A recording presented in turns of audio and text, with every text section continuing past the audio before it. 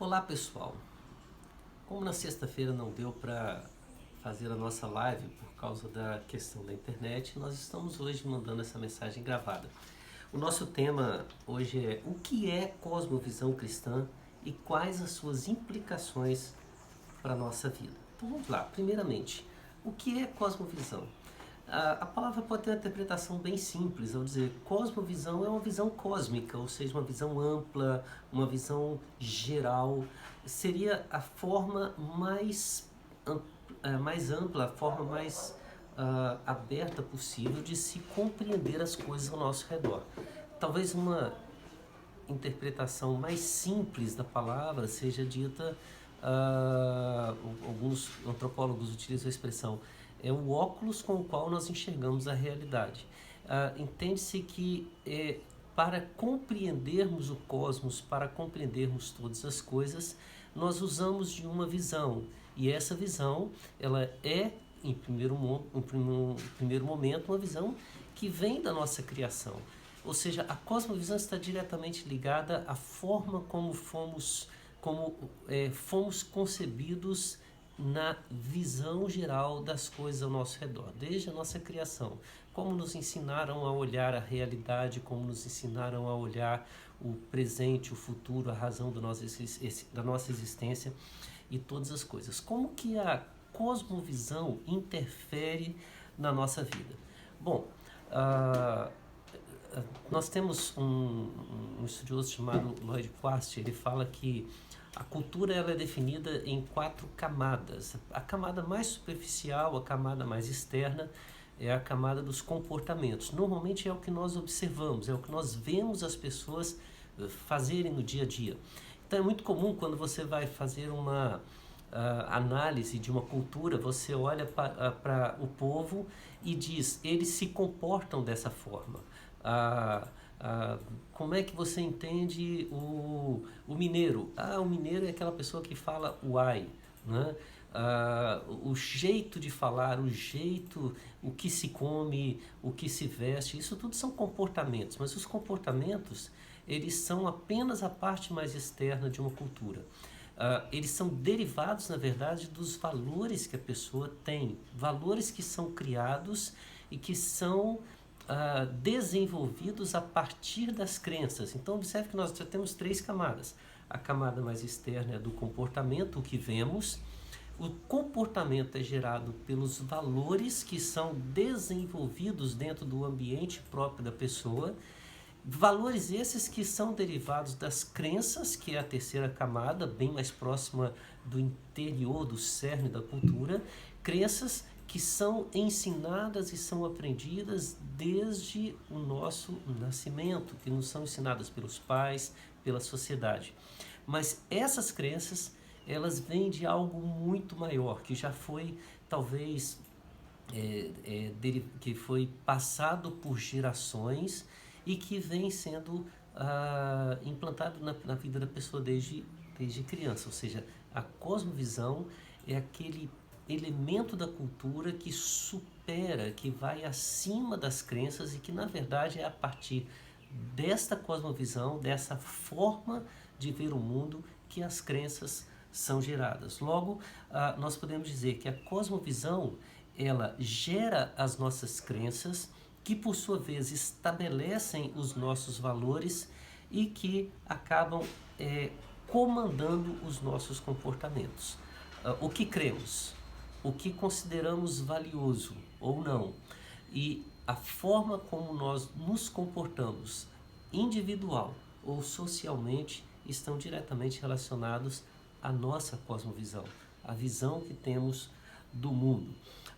Quais são os principais elementos de uma cosmovisão? Bom, nós poderíamos falar de vários elementos, mas eu quero colocar 4 itens essenciais aqui. O primeiro seria a chamada cosmogonia.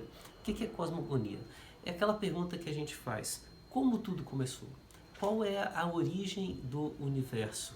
A pergunta que os cientistas querem fazer, a pergunta que divide hoje muitas pessoas. Afinal de contas, o mundo foi criado, o mundo foi fruto do acaso, o mundo teve um ponto criador e a partir daí se evoluiu. essa resposta ela vai definir a nossa relação com o universo, a nossa relação com Deus, a nossa relação com todas as coisas que estão ao nosso redor. Esse é um dos primeiros elementos para se pensar numa cosmovisão. Outro elemento essencial é a pergunta: qual é a origem da vida? Como que a vida começou? Como que nós surgimos nesse universo?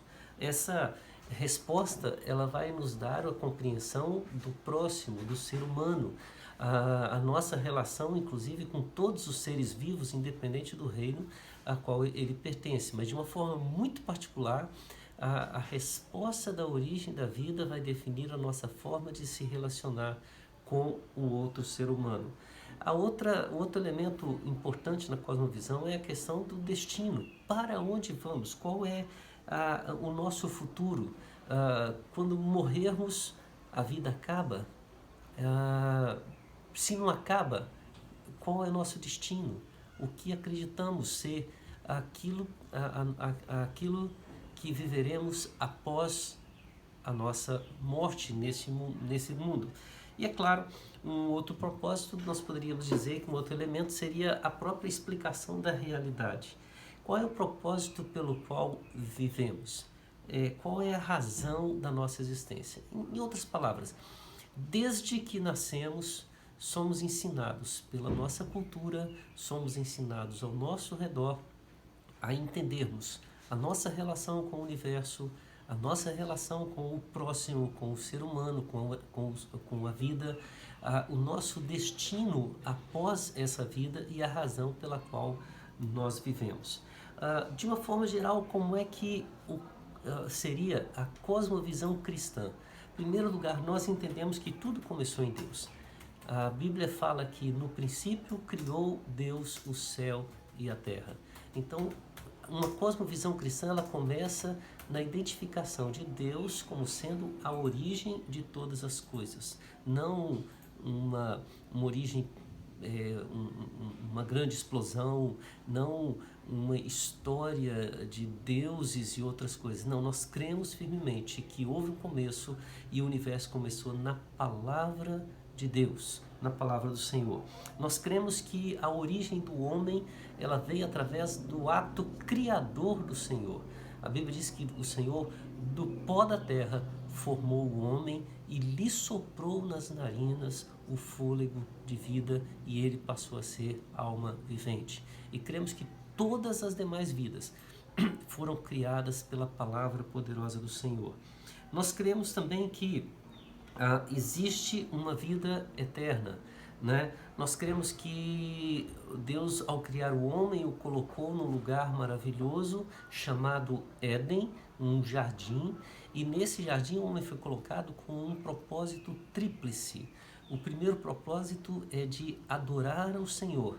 Ele estabeleceu um momento, um dia específico para que ele pudesse largar todos os seus afazeres e voltar-se completamente para o Senhor.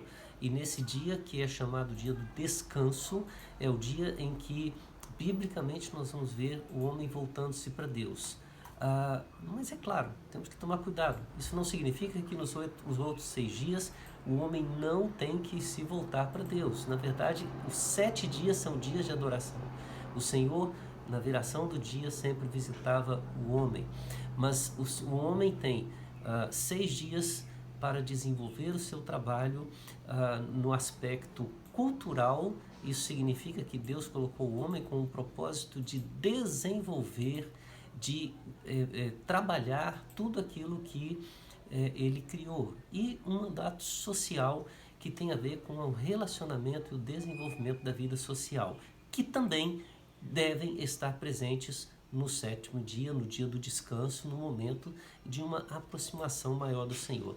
Em suma, Deus nos coloca neste mundo com o propósito de adorá-lo através da relação com Ele, através da relação com todo o cosmos e através da relação com as outras pessoas. Somos um ser relacional e vivemos para a glória dele, até vivermos eternamente no que nós chamamos no céu, até a vida eterna na presença do Senhor, onde continuaremos o propósito de sermos adoradores através da relação com tudo que Deus criou e através da relação com as pessoas junto na presença de Deus.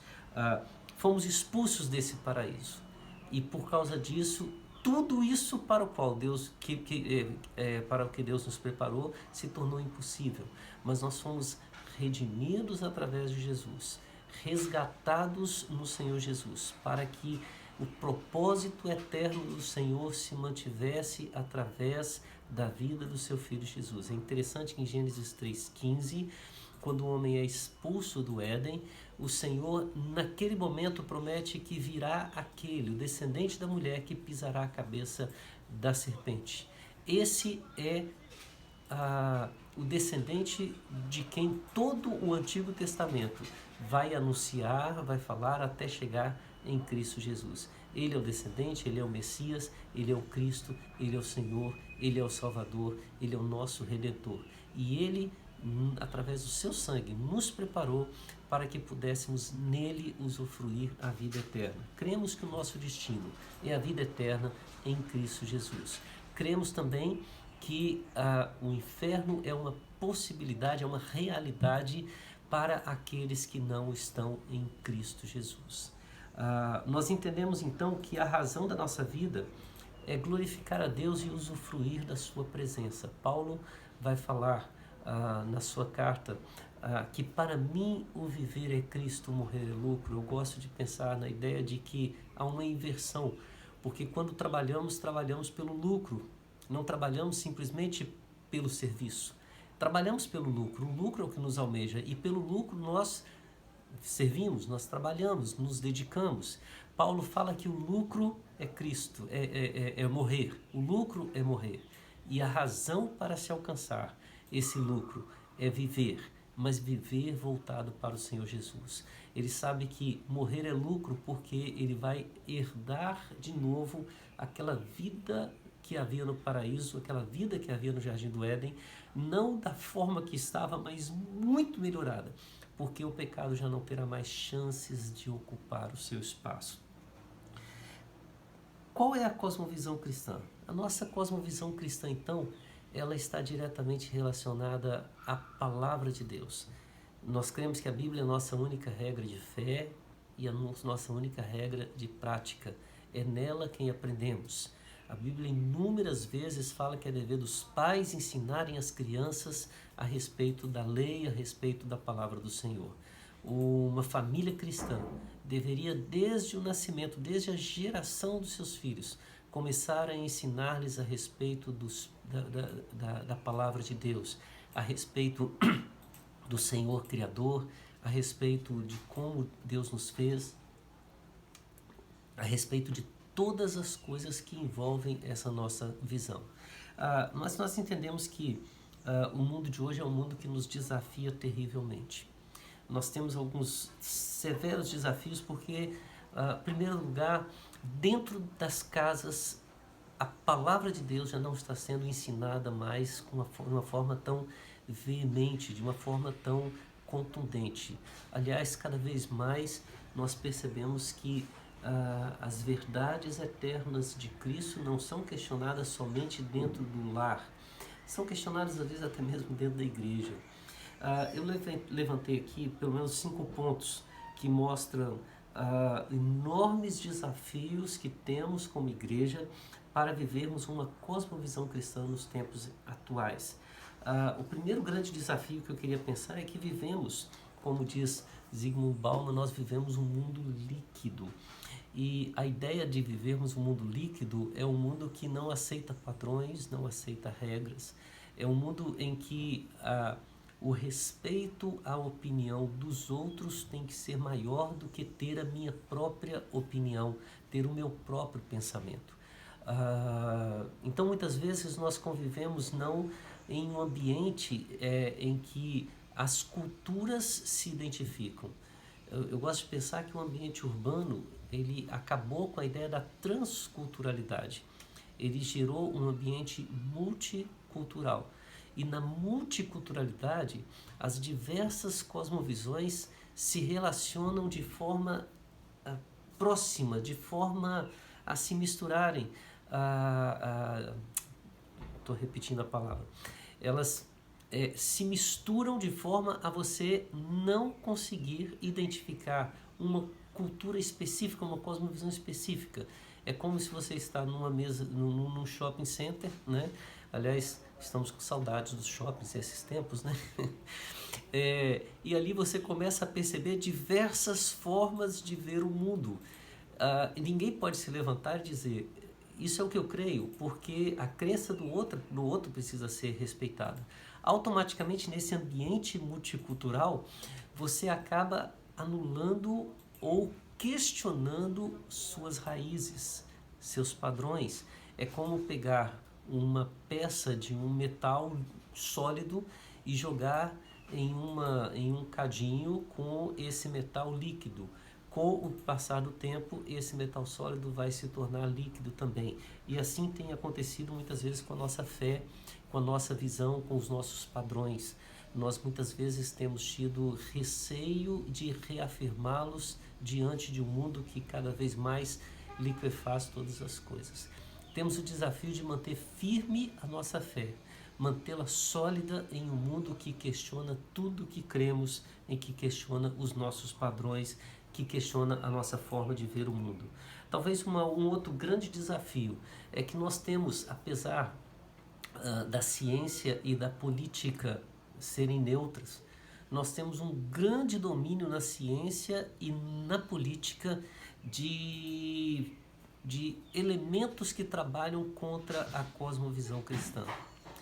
De certa forma, nós podemos afirmar até mesmo que existe um trabalho, uma mentalidade por trás de todas as coisas, dispostas a destruir, a questionar e a anular tudo aquilo que tem a ver com a fé cristã. O Cristo que é combatido não é o Cristo que está na Bíblia, mas é um Cristo altamente combatido, né? Ou transformado. É interessante como que a sociedade reage hoje. Ao mesmo tempo em que tentam tornar a fé cristã algo banal, algo inferior, como se fôssemos aqueles que deveriam ser condenados. Todo tipo de pensamento de fé parece ser superior à nossa. Ao mesmo tempo, tenta-se colocar Cristo travestido em diversas roupagens, como se ele fosse o defensor de todas as outras linhas, menos a que ele pregou. O mundo está interessado hoje, tanto no aspecto político quanto no científico, em provar que aqueles que eles reconhecem ser Senhor, aqueles que eles acreditam ser o Senhor, ele é o que eles querem e não o que ele pregou, o que ele anuncia, o que ele de fato é. Ele é o Senhor. Mas a Bíblia fala que no dia devido, todo joelho se dobrará, toda língua confessará que Jesus é o Senhor. Alguns para a glória eterna e outros porque simplesmente reconhecerão que Ele é o Senhor. A Bíblia fala a respeito de líderes cristãos, líderes que aparentemente estavam na igreja, que dirão para o Senhor naquele dia: em teu nome fizemos milagres, em teu nome fizemos sinais, em teu nome expulsamos demônios, em teu nome pregamos, anunciamos, fizemos coisas maravilhosas. E Jesus lhes dirá: nunca vos conheci. Precisamos tomar cuidado. As igrejas, um terceiro desafio, as igrejas perderam a sua identidade cristocêntrica. Eu gosto de pensar que a igreja, ela é a agência do reino de Deus, mas ela tem se tornado muitas vezes um clube pessoal, um clube social, um encontro de amigos, um local de diversão, um parque de diversões, um momento em que a gente vai para se distrair, se descontrair, receber uma mensagem de motivação. A gente está cansado, vou lá para a igreja porque lá vai ser massageado o meu ego, vou receber uma palavra de motivação, de incentivo. Ou muitas vezes a igreja tem sido transformada numa empresa particular, onde o alvo é o lucro, onde o alvo é apenas manter uma estrutura física, manter um status, e é triste ver que muitas vezes o que nós queremos como membros também é isso. Nós não queremos ouvir a palavra de Deus, não queremos ouvir a palavra pregada por fulano, por cicrano. Nós não queremos frequentar uma igreja, queremos frequentar a igreja. Nós parecemos estar afinados com um compromisso de procurar aquelas igrejas que na verdade estão trazendo uma mensagem que traz paz, alegria, traz tranquilidade ao meu coração. Mas Cristo não veio trazer paz à terra, ele fala que veio dividir. Isso não significa que ele não tenha paz, só que ele fala que ele deixa uma paz que o mundo não consegue explicar. O cristocentrismo precisa voltar para a igreja. A igreja precisa voltar a ser do Senhor Jesus, principalmente nesse mundo. É claro, provavelmente se a igreja voltar a ser cristocêntrica, ela vai correr o risco de ser crucificada. Mas é na cruz de Cristo que nós temos a nossa vitória. E na ressurreição nós temos o senhorio dele reinando conosco.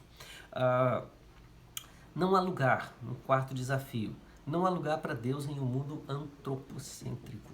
O mundo hoje ele é totalmente e declaradamente antropocêntrico.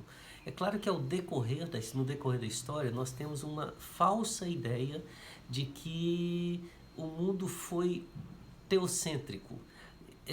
Pode até ser que houve um período da história em que o nome de Deus ele regia os reinos, ele governava, a igreja tinha um local junto ao trono, e em alguns momentos ela chegava a ser superior até mesmo ao trono. Houve períodos, por exemplo, na história da igreja que a coroa ela só era válida se fosse feita por um ato sacerdotal, por um ato eclesiástico. De fato, é o poder de Deus que dá valor à coroa. É muito comum hoje, quando a gente olha, por exemplo, na Inglaterra, a visão da rainha da Inglaterra é que ela é aquela pessoa que é a representante de Deus para cuidar de todo o reino. Parece ser teocêntrico, mas a realidade é que a história da igreja mostra que, em nome de Deus, a igreja agiu de forma antropocêntrica. A igreja ela busca seus próprios interesses, ela não está disposta a resolver muitas vezes as coisas através da oração, da submissão. Ela quer os seus alvos em todos os sentidos. Eu entendo que o mundo hoje ele aceita o antropocentrismo, e muitas vezes nós usamos o nome de Deus e damos valor a essa visão antropocêntrica. Ser teocêntrico é ser capaz, por exemplo, de entender que a estratégia que Deus tem para derrubar as muralhas de Jericó é melhor do que qualquer estratégia que nós venhamos a construir. Apesar da estratégia de Deus ser sigam uma trombeta, 7 trombetas com 7 sacerdotes tocando por 7 dias. No 7º dia você roda 7 vezes a cidade e depois grita. A estratégia de Deus muitas vezes tem muitos homens com você, Gideão, 300 são suficientes. A estratégia de Deus muitas vezes diga ao povo que marche. Marche para onde? Marche em direção ao mar, que está cheio d'água. A estratégia de Deus é estar no deserto e ser alimentado com o maná e dizer: estou satisfeito disso. Uma vida teocêntrica é uma vida em que Deus governa todos os nossos atos.